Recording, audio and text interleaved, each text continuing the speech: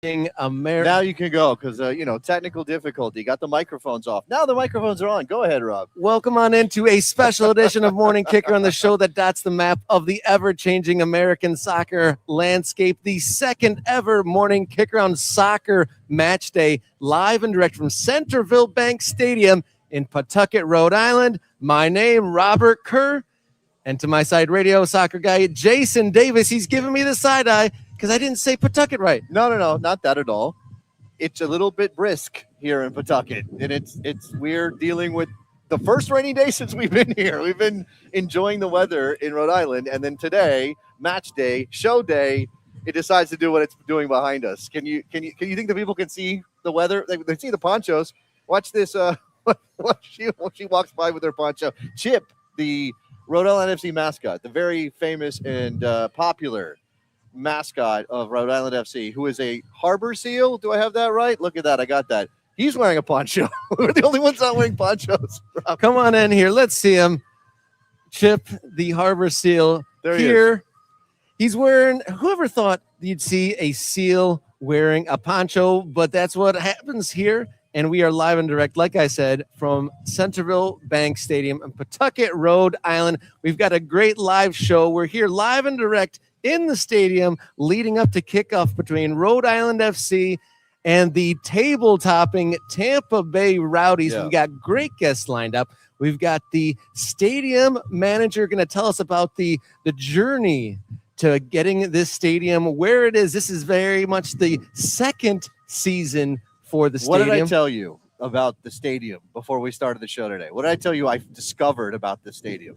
It's a beautiful stadium right here on the banks of the river. It has a new stadium smell. I literally feel like this stadium has a new stadium smell. It's like when you get a car, except it's the stadium. It's amazing. Soccer stadium with a new stadium smell. I love it. And you can hear and see the wind here. We've had a beautiful weekend. This whole extravaganza is brought to you by Blackstone Valley Tourism Council. We've seen historical sites and connecting the old with the new, and we've had experiences across the way ahead of the Tourism Council's opening of the History of Soccer in Rhode Island, opening up on June 18th. We're going to have Paul Byrne, the stadium manager, on the show. We're going to have leadership from Defiance 1636. The supporters group is going to be right here when doors open. Do you think they'll show up? It's raining. You think the supporters are going to show up? But what if it rains? I'm sure at least the folks that we met at the German Cultural Center, they'll be here. Oh, they'll be here. Yes, we went to a German Cultural Center last night. What else did we do, Rob? Let's talk about some experience here. Well, we're going to have some great guests on this show, but leading up to this, we've seen great historical sites, and we've also seen some great stuff for the modern day. We started off at the Guild. Hopefully, shout out to the Guild if we're live. If we're live on the big screen at the Guild, that would be amazing. If the Guild's watching, we appreciate you. Shout out to Jeremy. Great place. They gave us some beers and a great experience and showed us what they're doing over there. Great community center for the supporters to be before the game and then for road games.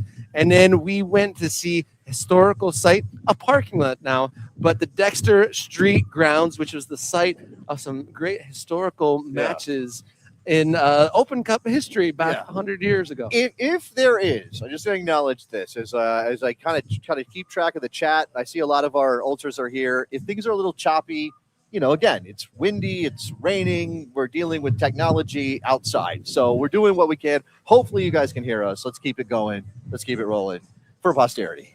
Yes. So we went to meet Jeremy at the Guild, had a great experience, some flights, all that stuff. Great center for supporters. And then we dipped into the history. We went to the Dexter Street grounds where it used to be. And the folks here are trying to make a historical marker there. So a lot of the Blackstone Valley Tourism Council is really making an effort to put a spotlight on soccer history here and connecting this brand new stadium and this third-year club with the grand, rich history. Right. American soccer fans or people who maybe don't pay enough attention, or I don't want to make a judgment. We don't have the same through lines, the connected history in soccer that we do in baseball or some of our other sports. And people might think, there's no soccer history here, or there's not a soccer history that is notable and goes back to the origins of the game or the origins of industrial life in this country. And what we have learned in Blackstone Valley and here in Pawtucket and in Central Falls and the Dexter Street grounds and some of the places we're going to talk about is, no, there's real deep soccer history here. We may not have had clubs that survived the entire timeline up to the present day, but that doesn't mean we shouldn't recognize it. We shouldn't celebrate it. We shouldn't point to it. And obviously, Blackstone Valley is doing an incredible job with that. We know that the Society for American Soccer History is doing a good job with that and adding to the research that's uncovering the stories that we're learning about here in Rhode Island. And we've seen firsthand accounts, and we've been in these places that show American soccer rose to prominence at the same time that it did overseas. It's just that middle chapter that kind of made that history forgotten. And the Tourism Council here is doing a great job to put that spotlight and bring that original chapter, that Industrial Revolution era soccer, to the forefront. And this morning, Jason and I actually got to have a morning kick around of our own at the site of one of the original Open Cup final sites. The very first Open Cup, which was, I believe, still called the National Challenge Cup in 1914. I think it was 1914. The very first final of a U.S. Open Cup, then the Challenge Cup, happened in that site in this mill village, the complex there. The J&P Coates complex. J&P Coates, one of the factories, one of the makers of all of that, the cotton, bringing the cotton in and cleaning it and doing. We learned all about that process, but making the fabric is what I was trying to get to. J&P Coates, one of those companies that was based here in the Blackstone Valley in the Rhode Island Pawtucket region, and they had teams, they had players who are among the best in the country. Obviously, if they can win a championship, and we're talking pre-professional soccer at that point. Professional baseball was only still in its infancy at the time. So you had these mill workers, these factory workers. They would live in these mill towns. They would also play for essentially the company team. And J&P Coates very much cared about being good at this sport. Yeah, and it was really quite an experience to be there at a site of American soccer history. And actually, you and I got to have our first kick around between ourselves. I don't think we've ever done that before, but we saw some incredible sites. This guy, first touch, I mean, you wouldn't believe. Yeah, sure. But yesterday we got to see the Cape Verdean Museum, and that was a big learning experience for me. I didn't know that there is a huge diaspora here in the area, and Cape Verde being in the World Cup, huge deal here. I guess there was huge celebrations when they qualified. Then maybe not necessarily soccer related, but a great thing to see right on the edge of the water, Mrs. Skipper, the Dambo troll. And I didn't know there was over 100 wooden trolls all over the world, and there's one right here on the shores in Pawtucket, which was quite an experience. I was otherwise occupied, so I didn't get to see this troll, but apparently it was quite impressive because you can't stop talking about that. And on the way to another historic site, Pierce Stadium, a past home of the Rhode Island Oceaneers and Rhode Island Stingrays, I got to have some amazing Portuguese food. I did not eat Portuguese food, and I probably will leave Rhode Island without having. It's very possible I won't have any Portuguese food while I'm here. I'm going to be disappointed. I'm going to be mad at you for having done that without me. But, whatever. I had to do a radio show. You got a chance to see more of Rhode Island than me. It is what it is. Oh, my. Eau de Niche was absolutely delicious. And then we got to see a lot of historic sites this morning. We got to have Colombian breakfast. And so food, soccer history, and then a soccer match here today. And we are here live on Morning Kickaround's YouTube channel and an experience presented by Blackstone Valley Tourism Council ahead of their History of Soccer in Rhode Island exhibit opening June 18th. In a few moments, we're going to have the stadium manager, Paul Byrne. Then we're going to be joined by Defiance 1636 Vice President Matt Jean. And then we're going to have President and AGM of the Rhode Island FC, Sean Carey, on the show. And then maybe when the March to the Match happens, we might mix it up and get maybe some folks involved in here. Yeah, we would love to do that. I don't know that the visuals are holding up on the stream. I'm trying to keep track of the stream, guys. Again, weather, technology, maybe. But I think maybe everybody can hear us. So at least we're still we're still giving a story. It'd be nice if the visuals were better, but hopefully we can. It's a rainy day, Jason. What are they missing? At least maybe the internet catches up by the time the March to the match happens. Could be. Or maybe on the replay. I mean, I definitely of the would. show I know we're going to together. talk to Paul about the stadium. And look, again, guys, if we're going to be the soccer country we want to be, we need as many of these stadiums as we can get in America. This is the model. I mean, I'm sure I haven't been to Louisville, so I haven't seen Lynn Family Stadium. I know it's kind of the first one lower division soccer stadium built for that team at the right capacity level and things like that.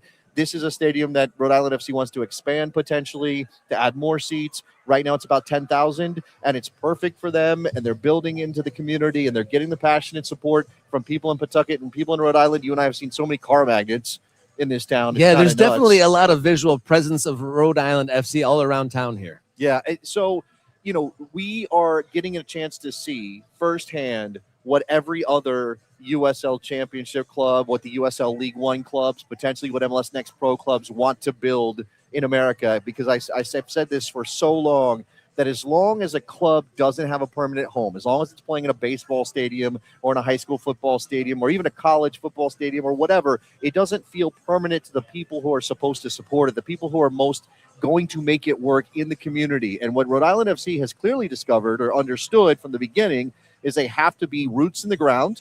That's why they found a way to build this stadium, and they have to connect with the community. They have to be actively pushing this idea that this is your team. Yes, we own it, and yes, we brought this to you, but this is your team, because if there's no support, there's no team. And clearly they've done something well to ingratiate themselves to the community, because they were amongst the league leaders in attendance last year here at the new stadium.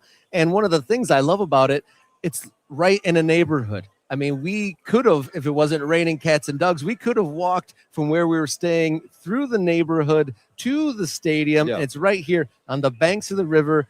The community is right here. And from what I understand, it gets really lively, great atmosphere here. Hopefully the rain doesn't dampen the spirits too much of the supporters. You're going to have to be hardcore probably if it rains like this through the entire game. It's gotten worse. We thought maybe we were going to get lucky and the rain was going to dissipate and we might get even kind of a dry kickoff. It's not looking likely a little bit more than an hour away from kickoff. And obviously for us, it's a bit chilly. We got, look, I mean, I know our stream's not working all that well for the visuals, but if you could see I'm wearing a Rhode Island FC shirt gifted to me by the club. It's got my name on the back. Rob's got one too. He's not wearing it because he's too cold, so he's got to wear his hooded sweatshirt that has Dot the Map on it. We do have our morning Kickaround jerseys, which I would love to show off as well, but again, visuals are a little bit of a problem today. But hey, look, I know they can hear us, and I know we're giving them this peek here and relating our stories about Rhode Island, Blackstone Valley, Rhode Island FC. We're going to talk to these great guests. Should be a good time. Yeah, it looks like one of our guests is waiting in the wings for us. So we're going to talk about the stadium, how it is today, maybe what lies in the future, and the journey, the multiple-year journey it took to get Centreville Bank Stadium up here on the banks of the river. So stick with us here on Morning Kickaround Soccer Match Day, live presented by Blackstone Valley Tourism Council. Stay with us.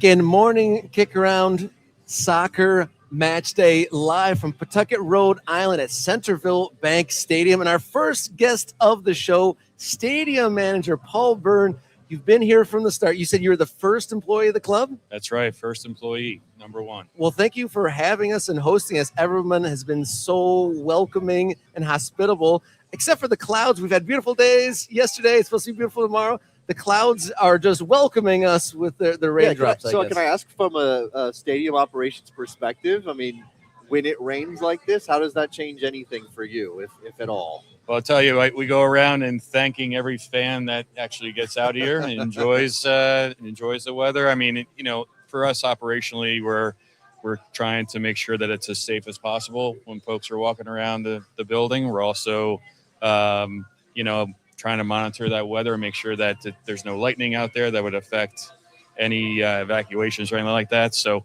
fortunately, we're in May, so in Rhode Island, and we don't have to deal with much of the hard stuff. But overall, we're welcoming everybody in, and hopefully we can pull out a good victory tonight. So we're early on the second season here in this beautiful brand new stadium. Kind of tell us how the experience was kind of getting us here. Yeah, this has been it's been a bit of a roller coaster ride. I mean, I was here. I hired about 4 years ago. I used to work for Commanders, the NFL, and made my way to Rhode Island. And it's been quite the journey of ups and downs. But at the end of the day, we opened up these doors on May 3rd, almost to the day. We have about a week more, and it's been a quite phenomenal experience.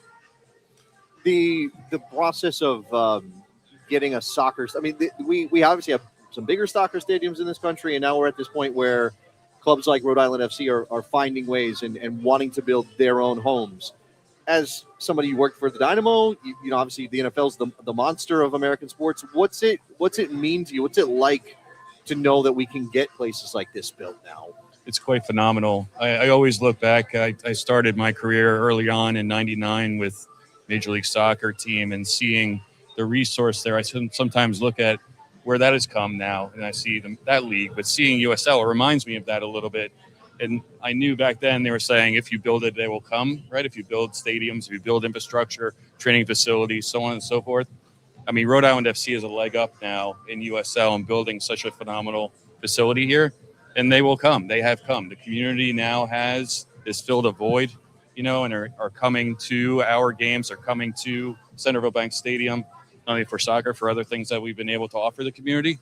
And it not only has it done that, it's created this economic development around this area of Pawtucket, which I think you guys had a chance to get around yesterday. So it means everything, obviously, to me, to be able to be a part of that, one little piece of it, to build something, to then, share it with the community. And now, the possibilities are endless. So explain to us a little bit. We've got it built and whatnot, but what are some of the specific features of Centreville Bank Stadium? Yeah, so I consider this stadium on a very pro level experience from a fan experience standpoint. We have Amazon marketplaces right over your corner or right over your shoulder here, where you can tap in your card, grab in, and walk out. We offer the latest and greatest when it comes to technology of the main video boards and experience across the board. We've really tapped into this, this community as far as their food options. I don't know if you've seen, I don't know if we have it up tonight, but we have this, lobster, baked potato lobster. We call it our hat trick, where it's baked potato, macaroni and cheese, and lobster. Yes, and then we have our soggy dogs and so on. So we've really been able to listen to our fans, hear what is most important to them, and be able to provide it for them.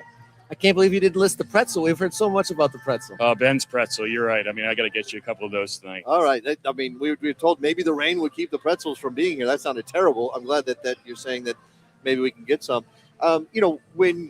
When fans attach themselves to a team, they want to feel like a stadium is their home, right? That they have some sort of ownership over what happens in the building. How does that work with what you do? I mean, we've talked to some Defiance fans They're very intense about what they want to bring to the table in terms of the atmosphere at this place. So what does that mean for you? Yeah, I mean, Defiance is from day one have been absolutely incredible. Their dedication to the club here. Irvin and I sat across from each other. I have a pretty good background with supporter groups in the MLS and so on, and they have set out to make sure that they, set the tone for the fan experience here. We talked from the onset to make sure that their stand was a supporter stand. They have standing only rails there, and they've also talked about how they want to make sure that their drums are heard nonstop, 90 minutes, which they do, which is pretty impressive. But they've also added to some of the design when we were coming, when we were getting into the building, where they're gonna walk into, how important it was for them for the march to the match, for the community, for Pawtucket to hear them coming, for hopefully Tampa Bay to hear them coming, so that they set the concrete home field advantage. And you guys had one of the league best attendances last year. So obviously what the stadium is bringing the people in. But I heard, is there any sort of adjustments? Like, what have you had to just working through that first season? What are some things that came up? Yeah, I mean, when you build something and you look at all the drawings nonstop, it's not really. I mean, obviously you draw it up to make it an easy ingress, egress, and all of that. But once people actually use it, then you really have to modify, how people are walking certain ways, or how they're parking their cars, or how they're coming through the gate. I have to say, guys, it's really been, and I have to knock on wood here somewhere, but it's really been a good opening for us. Rhode Islanders, what I've learned in a short amount of time here, you're only as good as your first impression. And our first impression opening those doors has been remarkable. So we spent the time of that full-on fan journey, right? So from the time you're getting your tickets on your phone, to when you're walking up to the gates, to when you're coming through security, it's a seamless experience. Coming onto the concourse as well, providing really sort of the bells and whistles and people taking advantage of has been a great reception we've received from the fan base. I could see that some of our viewers are talking about where this league is, USL Championship. Obviously, USL has made some big announcements the past year. Rob and I covered those pretty in depth. Some of them involve the standards that U.S. Soccer requires for different leagues. Centreville Bank Stadium is a gem for the size it is. Can it get bigger? Can there be more? What does it look like in the future? Yeah, the stadium's been built to expand. So just behind us, there's actually right over my head, there's a steel beam that goes right across this south end as well as north end. So this steel beam will be is built to hold 2,500 seats on this end as well as the other. So that'll be our 5,000. That'll get us to 15,000. Also over my shoulder on our east side, we're built to expand on that side as well. So yes, this stadium is ready to be a part of it. From day one, that was part of the plan, from the original design. That was day one. Credit to our ownership group, Brett Johnson and Dan Krober, who really deserve all the credit for this stadium and the way that it's been built and designed. Oh, that's incredible. That's some really good foresight, because, in the past, it maybe haven't been places that had the foresight for that. What would be something, is there something quirky about the stadium, or a special feature that you can only find here in Pawtucket? I would have to say, our proximity to the river, right? I know that there's other stadiums, I think in Pittsburgh, that is right on the river, but you have that train there, kind of blocks it. But we are literally right on the banks of the Seekonk River here. So we're really trying to drive people, to have the boaters come up, right? Right outside the stadium here. You can kind of see it over our shoulder, just down. But I feel like that's a unique piece. The other unique piece is we're literally in a neighborhood. Right across the street from us is a home. I would say the majority, I'll tell you, most of the people across the street from us here have my cell phone number. So they know who they reach out to if they need something. We haven't necessarily had many noise complaints yet. We'll see when we have our first concert. But really, we're nestled in this community. And it's really what makes it special. That's something I think American soccer fans kind of romanticize. Rob is part English, so he has experienced this, right? Those stadiums kind of being plopped in the middle. And obviously that's based on a long history. The stadiums are 150 years old. To build a stadium in a neighborhood in 2024, 25, that has it been a thing for the club to figure out how to make sure the neighborhood doesn't rebel against it, or be good neighbors, but also bring that atmosphere that you want? Well, I'll tell you, I have to step back. I mean, literally where this building is built was on a brownfield, right? So it's remarkable, our owners, their vision as far as placing this stadium where it is. Yes, it's right next to the community here, but not only have they built over what was going to be just a field, and they weren't going to do it, it was remediated. Right. They had to take out some toxic soil, put in some brand new soil, and built a stadium on top of it, which is almost unheard of. But what it's done, it's actually created, better water flow through filter systems that we have underneath the stadium. And not only is it, we're providing for the community, it's the all of the different thought process and pieces that have gone onto it to benefit the community. So it's been remarkable. One more for me, because and I imagine that I can ask you this as the stadium guy, and I can ask Sean this as the president, and it occurs to me that there aren't a lot of places like this in American soccer, and therefore your players must love this. They must love this place. 100%. I mean, they have all the latest and greatest amenities, right? Yeah, I know if you've been down to the locker room, we'll get you guys down to the locker room after the game's over. We have probably one of the best locker rooms, I would say, in almost all of MLS. And our facility itself, the way they can come in and easily, it sounds very meaningless, but they can park their car, walk into the locker room, get on the field, train, as well as utilize this for games. I mean, I've heard about some horror stories throughout our league that some of our players are what they have to endure. Yeah. So this is the pinnacle, I would say, in the league right now, the standard that we're setting, and it's exciting to see these other clubs build these other teams and raise the level of their standard for their players. I've only seen just a little bit of the stadium here in our time setting up, and I'm excited to see a whole lot more of it as our evening plays out here. But going back a little bit, talking about the beam here in the background of our shot, and that it was always in the plans to do the expansion. What would it take for that to, go into action? Would it be a promotion? Would it be, like filling it up shoulder to shoulder for years on end? Like, what would be the trigger to make that happen?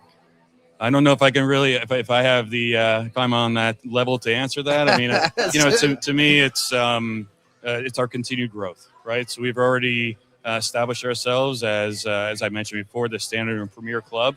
I think there is the options or the opportunities are endless. I say this constantly, and how much we're going to push the boundaries of this building. The more partnerships, not only from a soccer standpoint, but from other events that we put in here. I mean, we've already doubled our event load at the stadium here. So opportunities, we continue to grow.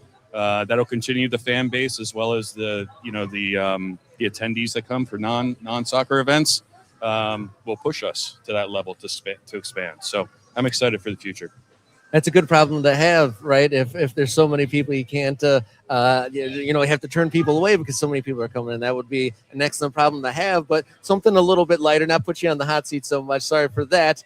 But what's been your the most gratifying moment here? Obviously, it's just over one season under the belt. What's been the most, what's been the moment to cherish so far? I mean, I have to go back to when we first opened the doors, right? I mean, it was always wanted to be a part of something great, and this has definitely met that mark.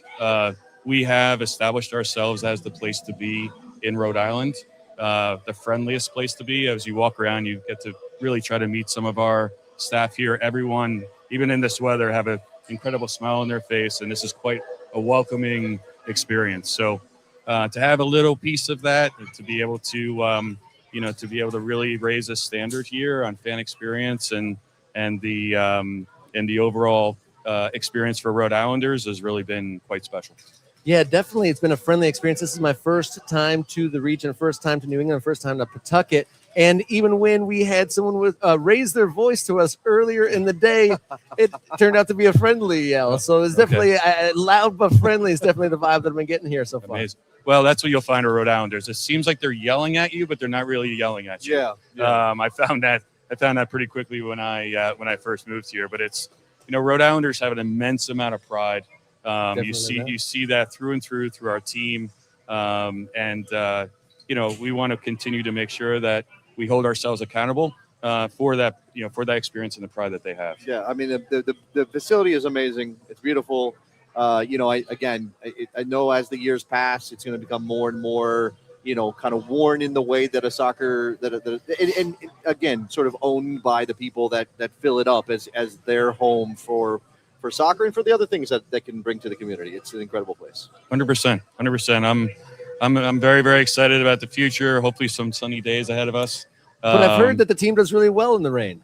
Yeah, I'm looking at an upset tonight. So, right. That's we do. A big thing, yeah. Well, maybe score in the first couple minutes. Get out there strong. So, and I think, it'll be a fun one. Yeah, I love to get a very specific prediction. Early goal, set the scene here and see what the smoke might look like on a rainy day here in Pawtucket, Rhode Island. So, Paul Byrne, stadium manager at Centreville Bank Stadium, thank you so much for sharing some time and some answers with us here today. Thanks for the opportunity. Thank you, guys. Paul. Thank you. All right, we're going to be right back with Soccer Match Day live from Centreville Bank Stadium, presented by Blackstone Valley Tourism Council. Stick with us.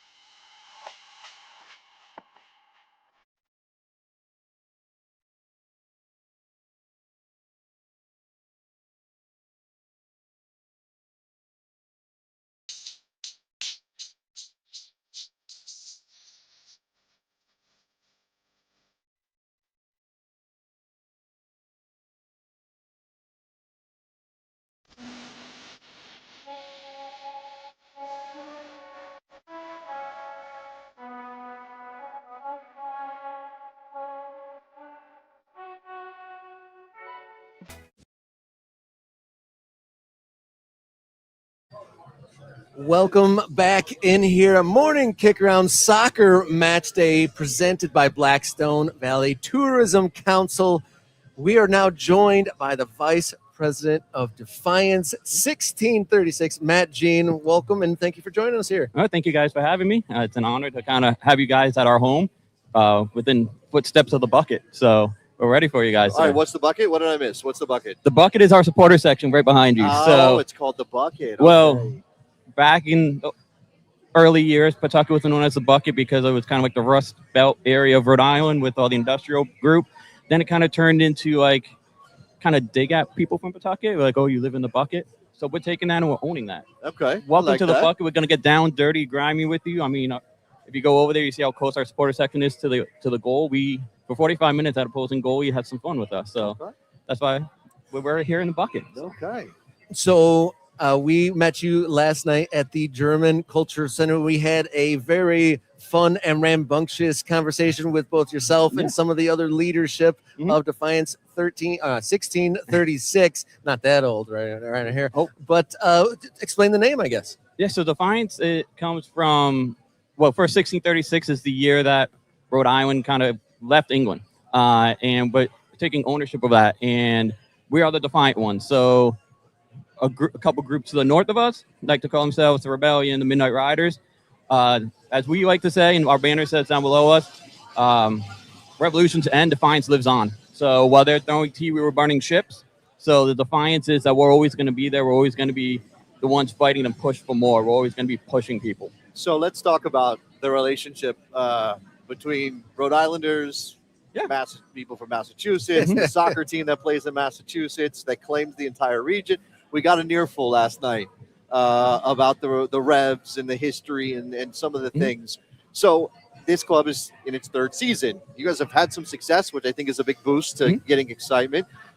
What have you seen in terms of how people have adopted Rhode Island FC that maybe were Revs fans or maybe were interested in MLS, and this club is kind of taking a different place for them in their soccer experience? So being a former Revs season ticket holder, one of the things that the Revolution have is an okay atmosphere. You play in a soccer stadium here, but you play in a football stadium there that has 6 times the amount of seats we do. It's not really an atmosphere. We have no hostility towards their supporter group except for the 90 minutes where we play them every year in the Open Cup, and next year we will beat them. But we are doing what they can't do. And as we like to show, this is what you want it to be. Our group, we're a melting pot here. And one of the things I love about Defiance, and one of the reasons why when I was asked to be on the board, I instantly jumped out at it as, if you look at our group, we are such a unique to anything. We're La Barra Bahia, we're a family. I mean, I think last time we were talking, you mentioned we went from being a supporter group to a social club to being a family. And everyone in this group, I mean, we've basically doubled our numbers every year. Something we're very proud of. I mean, we kicked off, even before we started this season, we had more members than we ever had. And it's just the show we put on in the stands. Unfortunately, if the weather keeps going the way it is, you're not going to see the full show. Right. But I think people come here to see what we do. And I heard Paul earlier, we drum for 90 minutes. They're already playing drums in the parking lot. So we're in the tailgate parking lot right now. We got drums going on. And you're going to hear the drum. They're going to party on a bus on the way down here. And then once they get off that bus, you're going to hear drums nonstop until after we celebrate the win. Yeah, I'm excited for the arrival, but I hope our visuals get a little bit better so we can see it as much as hear it. But obviously, I think just hearing it will be an experience all by itself. It's one of the cool things of actually right where you guys are set up. We actually stop because it's the top of our section, and we start a basic big drum circle. And we do our Dale Roadie chant, which is probably the one chant everyone in the stadium knows and all of our members love to do. Is actually the saying we have on our supporter scarf for this year. And it's one of the things of you're going to feel the excitement and energy. And I heard Paul say, like, the Defiance is always try to be the ones that are here. Every game, our section is packed. It can be a monsoon happening later today, and we're going to be throwing a party over there. And we're going to be chanting, it's just water, telling people to come back inside. From outside, from inside, it's ready. The rain's not going to keep them home? No, why? No. It's just water. I mean, Just water. Just water. yeah. So we had Paul Bird on just a few moments ago. He predicted an early goal in this game. You guys have been blessed with some early success, some good playoff runs, so that definitely helps recruit some fans and get the excitement going. And it's been a little bit of a slow start to the season so far. Do you think that's just a temporary thing, or is it going to take off like Yeah, last? absolutely. I think with the weather, our team gets better as it gets warmer. And the last 2 years, our first 2 years have proved that, and I think this year is just going to be the same. Last week was a fluke, and that's kind of how we're looking at it as supporters. Everyone's allowed a bad game. That was our bad game. We got out of our way early. We had really good success against Charleston. We carried that in against the Revs, even though it wasn't a win. It was a win to us. I mean, if you score a goal on the last kick of regulation to force extra time against an MLS team that should have beaten you in regulation, to us, that's a win. And then we went down into Lexington and kind of humbled them a little bit and showed them what Rhode Island is like. So for us, that was a blip in the radar, and we're ready to take on a Tampa team that we've had success against. Let me ask you, what might be a little bit of a difficult question, and maybe you have thought about this. When you are supporters, when you give your passion to the team, when you are part of the show and you're setting the tone for the ambiance and giving a home field advantage to the team, when things don't go well and when they consistently don't go well, those people are usually the loudest about those things, right? Liverpool is having a slightly worse season than last year, and their fans are upset about it. What happens, because you made a final and you made a conference final, and who knows what this season will deliver, what happens when Rhode Island FC is not good? So on my shirt, this is our supporter kit. You see faithful. Our motto is forever faithful.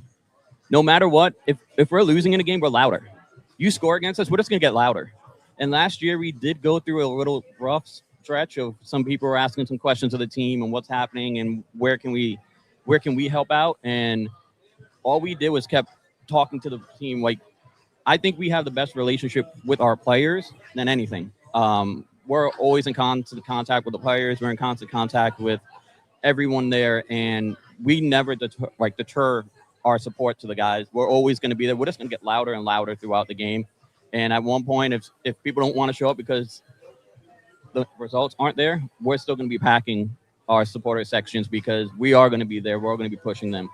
Well, that's one of the things that is attractive and really exciting about soccer at this level. Well, just soccer in America in general, there's access and less of a barrier, less in-betweens between the fans and the players. And it seems like you guys certainly have a rapport already. I mean, James from Blackstone Valley Tourism Council, he says that him and his son absolutely love the goalie, and they sat right back here by the goalie. And so it seems like the club has like allowed or there's no in-betweens where you guys can really kind of have a relationship or rapport. Yeah, it's one of the things of what's great is we have it in front of here. So we have our Man of the Match award. Every game, win, lose, draw, we constantly give it out. So here's actually this week's. Each one is individually wrapped. So the wrapping on the paddle is completely different every game for the season. The blue and white? Yes. And then we also have listed on it, like it says Man of the Match, the date and the player. And we let one member give that out each game, and it's a different member every week, and it gives them that experience to go on the field, and the players enjoy it as well. One of the things that we see, like when players put up like Instagram stories or they're talking on videos or everything, you see the paddle behind them. One of the cool things too, we give out. Like they hang it up in their house, you mean? Mm-hmm. Yeah, and it's one of the cool things too of I won't say the player's name because but talking with one of the players, he's like, I really want one of those. And to the point, he's like, what do I need to do to win one? And even for us, it's a big thing for us because we think that's how our fans can connect more. Sure. And we open a poll in our Discord in the 70th minute, and we allow our members to vote.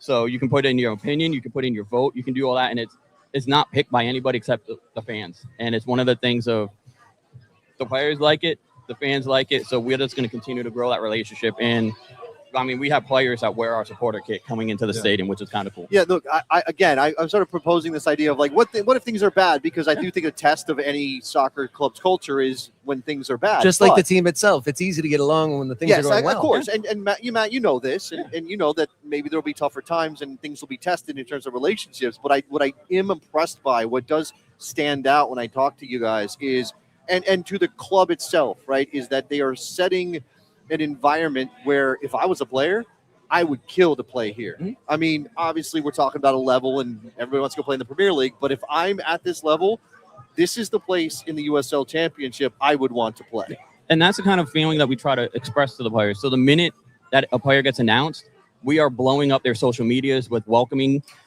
We try to provide them welcome gifts. We actually are out there pushing for them.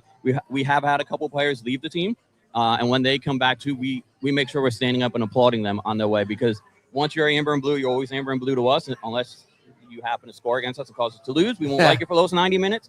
But other than that, like, we're always there. And if things go bad, which they will eventually, I mean, there's always going to be some time where a team kind of struggles. I feel strong enough in not just like our board members, but our members in general and fan base that we're always going to be there pushing them. We had a baseball team that left, but they didn't leave because of attendance. Right. They left because they got a lot more money to go build a new stadium somewhere. So once you're a fan and once you come to one of these games, you're hooked. And I feel like the players feel that. And we've heard from players before, like those drums going 90 minutes, that spurs them. That makes them want to push more. And if we land on hard times, we're just going to keep going. We'll just add more drums. We'll get bigger drums. We'll add more train horns. We'll add more air time. Like we'll do what we can do as best as we can do to help push that through faster. Yeah, I love that you're talking in we's and the collective. Obviously, this whole game is in groups and the supporters group. But you kind of talked to me about how it is personally for you, because this brand new stadium, we have the Pawtucket River right here and the neighborhood right here. And you actually grew up right there in the shadow of this, where the stadium would get to come. If over our shoulder, I don't know if you can see it, there's this big Sunoco sign. I grew up basically right under that Sunoco sign, so maybe 2 minutes from here. We tailgate basically on the street that I grew up on. So I lived in Charlotte, North Carolina when this team got announced, and I was like, oh, that's kind of cool, great for my home state to have something. And then when I moved back the day before we did the groundbreaking here, and I met Irvin, who Paul talked about earlier, and Tim and some of our board members and some of the early members of Defiance. I'm hooked.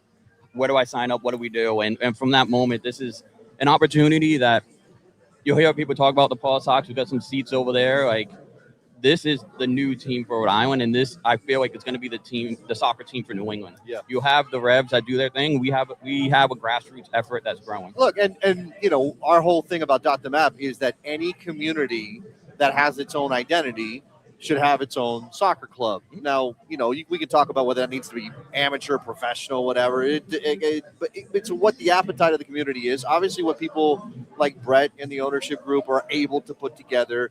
Here, of course, a project comes together to build a beautiful stadium that fits the community, that fits the club.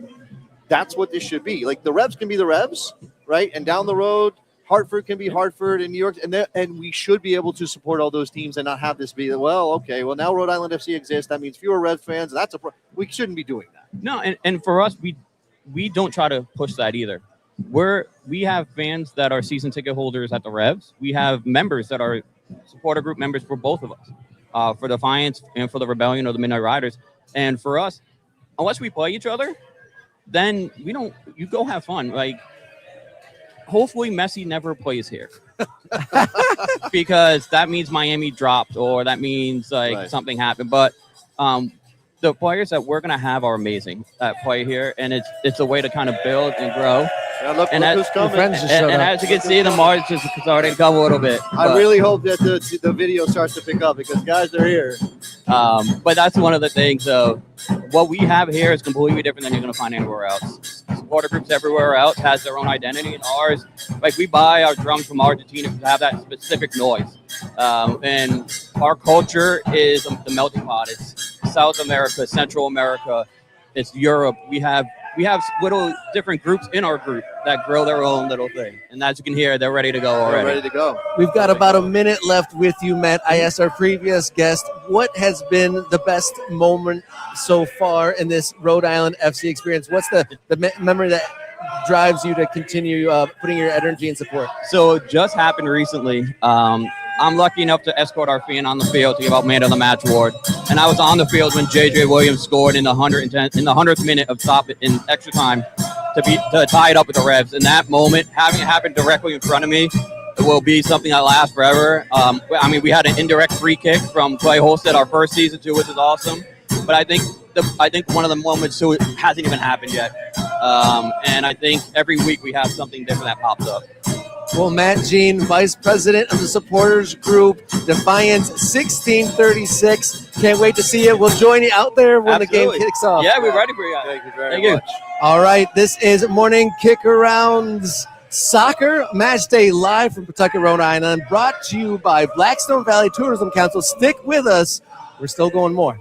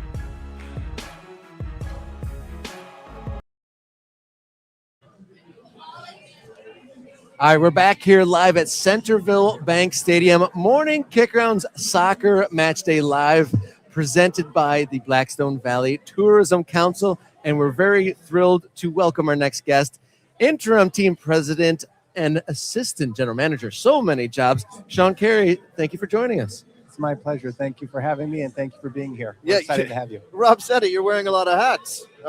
Tell us about a day in the life. Day in the life. It's a great place to be. It's a great place to be at a variety of levels. Having the chance to be in the front office now gives me a chance to see the club, in a different lens than I had with my assistant. Well, I'm doing my assistant general manager job, because that's more team related, more with the technical staff, more with the players each day. So now I'm having the opportunity to live in both worlds, and it's a very good organization, and we're excited about what we're doing. So your team had some early postseason success. We went to the USL Championship final and the Eastern Conference final last year. Kind of tell us what's the outlook in year 3. Well, the outlook is always to do the best that we can. I mean, really, we go one game at a time. We try not to get too excited when things are going well. If we hit a rough patch, we try not to get too down. Just keep an even keel. What's worked the first 2 years, we're confident will work this year. And like any organization, you don't want to be doing things the way that you did them just to do it that way. So you want to try to evolve, which I think we've done both in the front office and with the team, the technical staff, and the players. So we're looking forward to the season.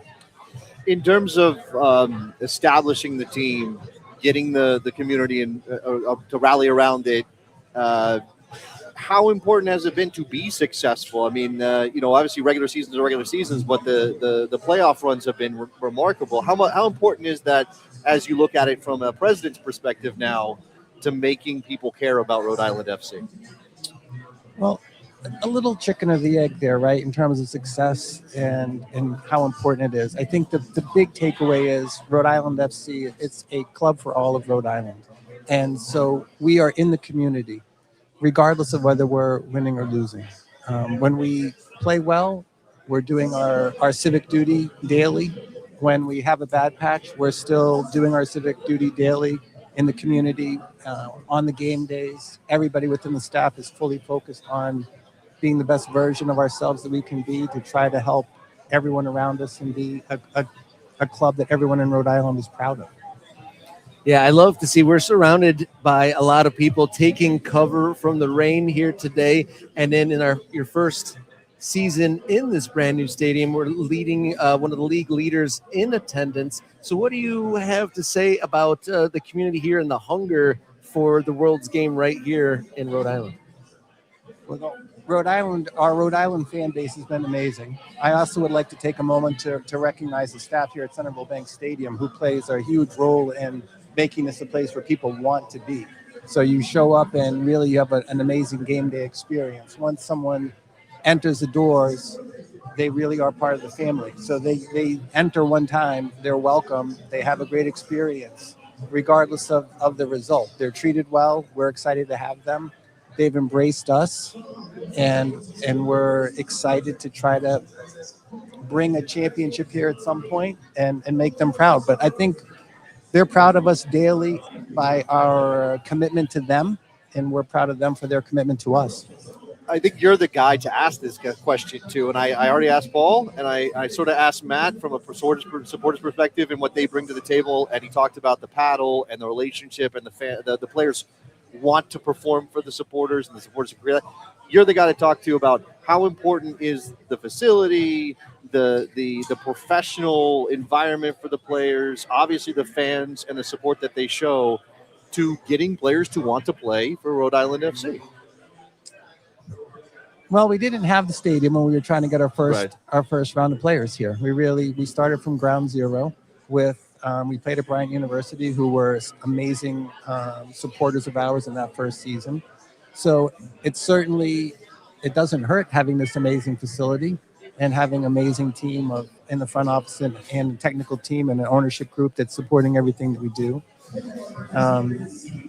But the goal is all the time just try to get to be a little bit better. Appreciate what we have, and we do have a lot here. And you want to make sure that players don't lose track of that. And I can tell you from my assistant general manager role that pretty much after every home game, that the other teams, there's free agency in the USL, So there's generally quite a bit of interest once Uh-huh. someone has come in here and seen our facilities, because our home team locker room is incredible, and the visitor locker room is nicer than probably most clubs' home locker room. So we are incredibly lucky. We're thankful.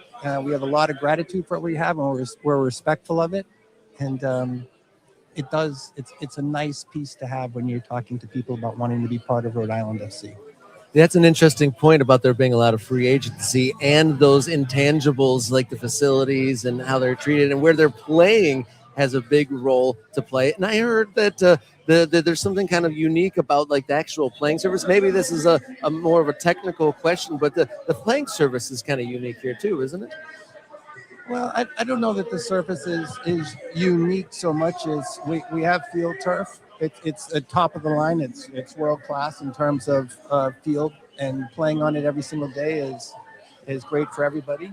So I think that the overall venue itself, the resources that we have, the weight room, our athletic trainer, our director of sports performance, all of these amenities that we have certainly help add value to what we're doing.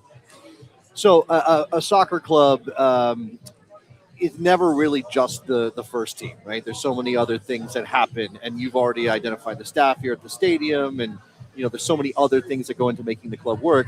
But American soccer fans, maybe more than a lot of fans around the world, are very focused on what our clubs can do to develop players, right? Whether that's towards the end of winning a World Cup for the United States men's national team, or just because we want to be proud of the players we develop. So what is Rhode Island FC looking at in terms of finding players in Rhode Island or around the region that can play for you one day? Well, that's obviously a big goal of ours as a club, right? Is to be a pathway for players where people want to come to Rhode Island FC and see that as a legitimate pathway to a professional career. And again, more so from my assistant general manager role than from club president, the volume of interest from literally around the world and in New England of people wanting to have their players playing here, it's I don't want to say overwhelming in a bad way, but it's in a good way. We've had quite a few of the top directors from all of the local clubs in New England on site. We want them to see the facilities we have. We want them to be able to see training. We've had players younger players in to experience the first team training environment. And honestly, as we continue to evolve, that's kind of the next part of our evolution, right? It's hard to have a brand new stadium and want to have a winning team and build it around a group of 18 to 20-year-olds. Sure. So now that we've established ourselves on the field and with our stadium, that's obviously the next goal for us as a club to provide that pathway and really make sure that we're ready to make sure that we are a legitimate, healthy environment and pathway for kids to come, grow, develop, and pursue their dreams through Rhode Island FC. One of the things that we've had an amazing weekend here in Pawtucket. This is my first trip to New England, and Blackstone Valley Tourism Council has been kind enough to show us around ahead of the opening of their history of soccer in Rhode Island. And one of the things, kind of our topics that we talk about on the show is new stadiums. We've been here to talk about history. And here in Pawtucket, we have the meeting of the new wave.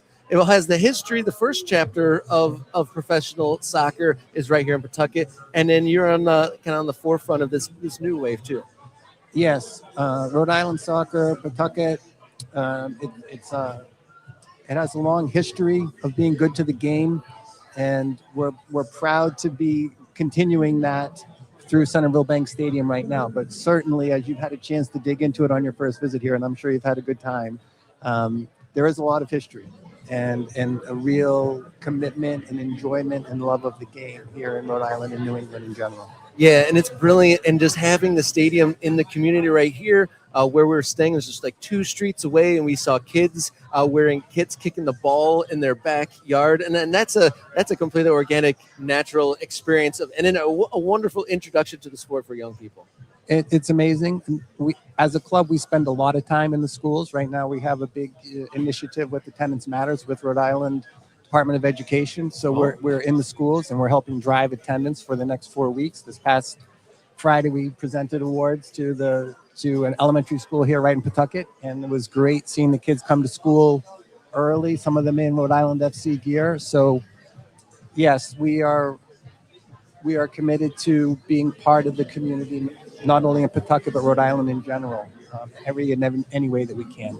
Yeah, I'm so impressed. I mean, this stadium, as I was telling Paul earlier, it feels like this is exactly what soccer fans have been waiting to happen in this country. It's not just, hey, can we get a billionaire to build a big soccer stadium? We need soccer stadiums in places like Pawtucket. When after the first wave of, okay, let's get a major first division league off the ground, we really want to be populating other communities so that they can grow within the game and we can reach our potential, because I don't think we do that with 30 teams or even 50 teams.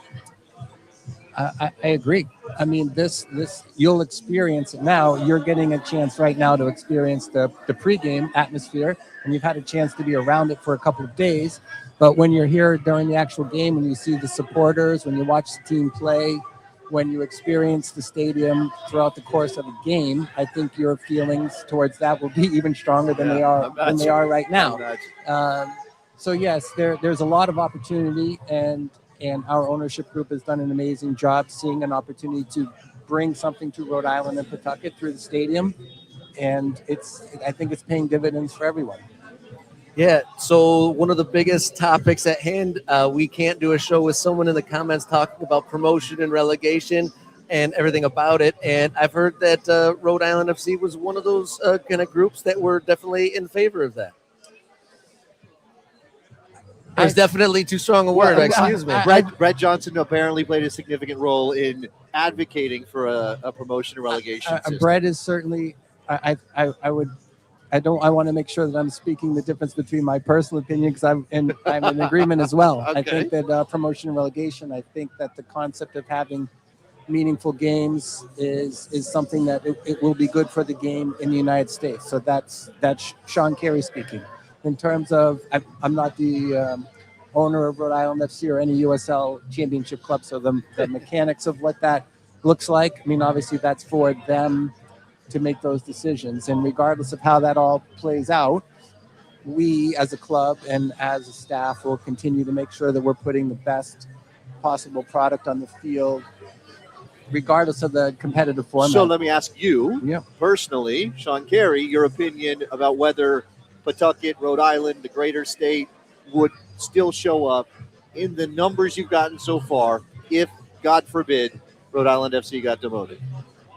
Yes, I think that they would. I think that they're committed to the club and the team, because it's a reciprocal relationship. And regardless of the level, we are committed to the community and we're committed to Rhode Island. So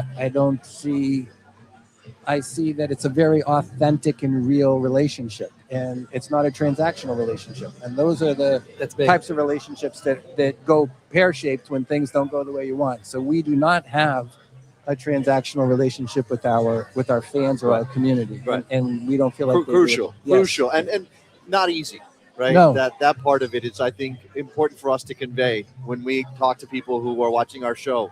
And obviously we haven't built a club, Rob and I, but we've talked to people who have, and we know how much work it goes into doing the things necessary to keep the club successful and going, and being authentic in a way that makes people want to connect with you in ways that will stand the test of time, right? Yes, and I think what you will find, actions speak louder than words, which we all know that. And as you continue your rest of your visit here with the club today, and however much longer you're here, as you walk through the facility and you take time to see the security people or talk to the vendors who are working here, and you talk to the fans, and if you get a chance to talk to any of the players afterwards or before, you will feel a real authentic, as you said, that's a good word to describe the club. You will feel an authentic connection to what we're doing, and a commitment to the club, and vice versa. So you can't really manufacture that. Right. You can't manufacture that. Yeah. So I think you're getting a chance to see something very real today, which I'm glad you're getting a chance to experience. We appreciate the hospitality. Yes, you guys have it's our been pleasure. amazing. It's our pleasure. Yeah, the staff here and everyone that we've met so far on our travels has been, had open arms and has been very warm. But going back to the team and the soccer club is many things. and it warmed my heart that you were going into the schools and you have the program rewarding kids for their attendance and stuff like that. What are some of some new initiatives and some of the challenges of becoming integrating into the community so far? The logistical, the challenges really are not, the challenges are just logistical, right? Because you want to make sure that things can happen. And so that the players themselves have training. Yeah. So really just making sure that you can have the stars aligned sometimes. You can't really change a training regimen to make an appearance always work out. So I think that those are real. Challenges isn't the right word. We always make it work, but it's something that you have to overcome. And I think it's something that the community appreciates, that they know it's not always easy, Right. as easy as it It's a give and looks, right? take. And so when people make things look easy, as you know yourselves, it's a lot of work to make something look easy. Uh-huh. So I think we try to do that for people in the community, and the community does that for us. That's a great point. And with a soccer club being many, many things, I've seen that you guys have some great merchandise, and your staff was kind enough to gift us Rhode Island FC kits with our name on. Yeah, them, got it no less. expressed. Yes. Again, I talk about the staff across the board, and the team store is amazing, and there's a lot of great merchandise in there. I'd encourage you to go check that out in its No, entirety. it looks great. It looks And, great. there's a lot of good things in there. Sometimes I worry that people involved in soccer clubs, starting teams, are too tuned into the idea that their branding is the most important thing. Obviously, we want branding to work It is a big. way, and we see your badge everywhere in Pawtucket since we've been here. So clearly, it's resonating. That's the thing. And it can't feel forced. It can't feel like you're trying to tap into something cool. It just kind of has to be. And that's a really difficult thing to do as well. Well, again, we try to make connections to the game as often as we can, right? That's what you should be doing as a soccer club. So some of the things that you always want your players to be doing, and you'll watch it today when you watch the team play, like, are you good enough to not have to prove that you're good? Just do concentrate on playing well and not have to prove, to show yourself. And I think we've tried to, the best players, as you get better, you need less. You need less time, you need less space, you need less touches. And so we try to do that across the board. And I think when you see the brand everywhere and you go and see how committed people are to it, they've done an amazing job being present without being in your face. Yeah, like in your face. exactly. Right. So with your time, I've been asking all of our guests up until this point to kind of share. It's early days in the third season for the club, but what has been the memory that kind of you hold on to, like the most cherished memory or accomplishment for the team so far that kind of keeps you driving and coming to work every day?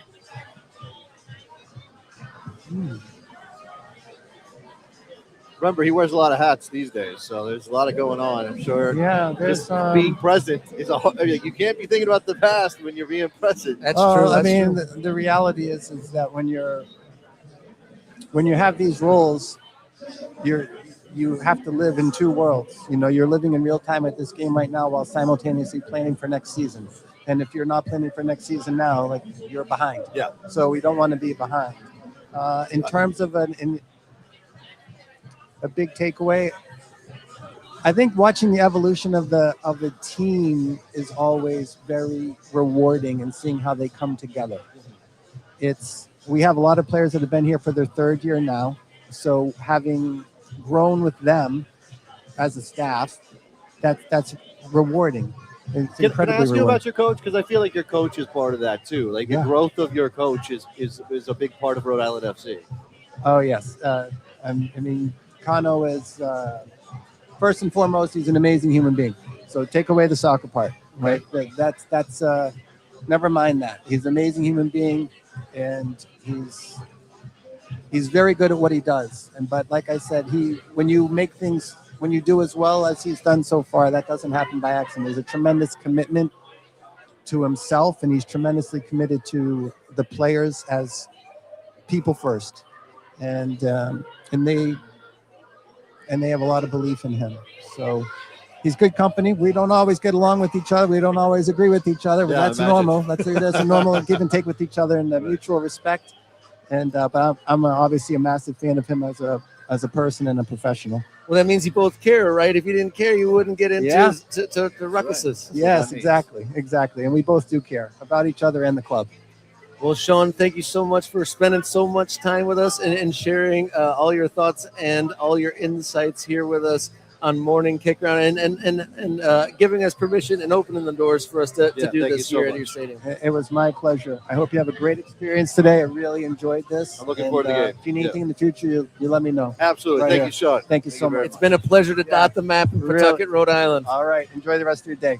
All right. Thank you. We got a little bit more to go. One segment to come on Morning Kickaround's Soccer Match Day presented by Blackstone Valley Tourism Council. Stick with us. We'll be right back.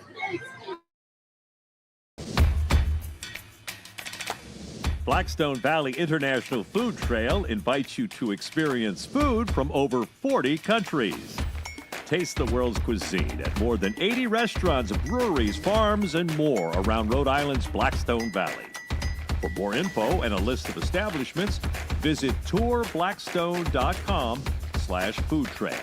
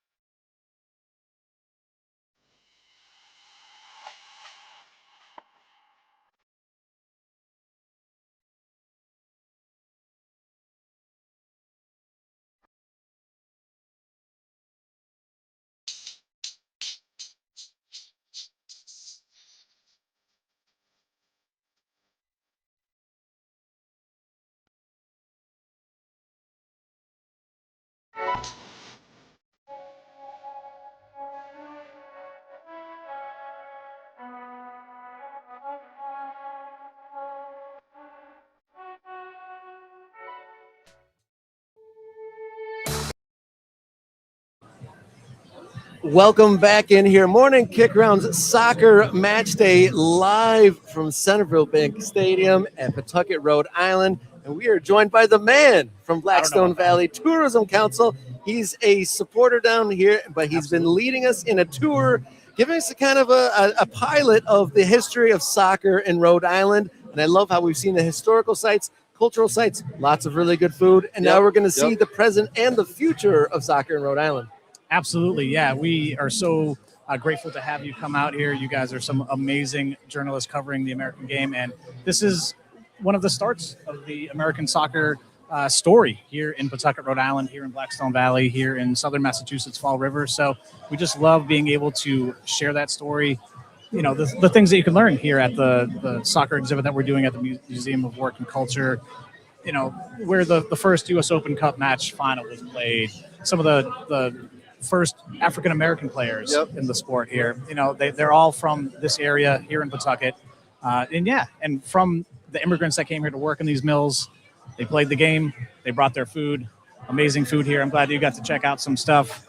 We'll be putting out a video that you can see our journey around Blackstone Valley with you too. If you're going to be, looking to travel here, we'll give you those travel tips where you can get some food, where you can check out those spots. Absolutely would highly recommend that. The soccer history for sure for soccer fans is a great reason. Like, make an excuse to come to Blackstone Valley because there's soccer history, but all that other stuff. I mean, And, today we're not getting the good weather, but I can promise you that when it's nice out, it's a beautiful place to be. And Pawtucket has been kind of a revelation in how deep the culture is, because, it's not the biggest town, but lots of things are happening here. And I've been very surprised by that. Oh, well, thank you. Thank you. Yeah, and this is a prime example of it.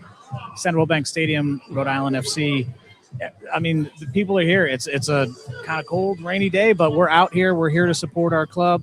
This means the world to us because they represent us. They represent Rhode Island. They've got our name on their badge. We take that seriously. They go out there and try as hard as they can. They like emulate what we are as a state, and we love them for that. And so we're here to support them. I'm proud to be a member of Defiance 1636. I'm proud to represent Blackstone Valley here in Rhode Island as the executive director. And I welcome you all to come out and see us in Rhode Island. Please do it. Easy to get here.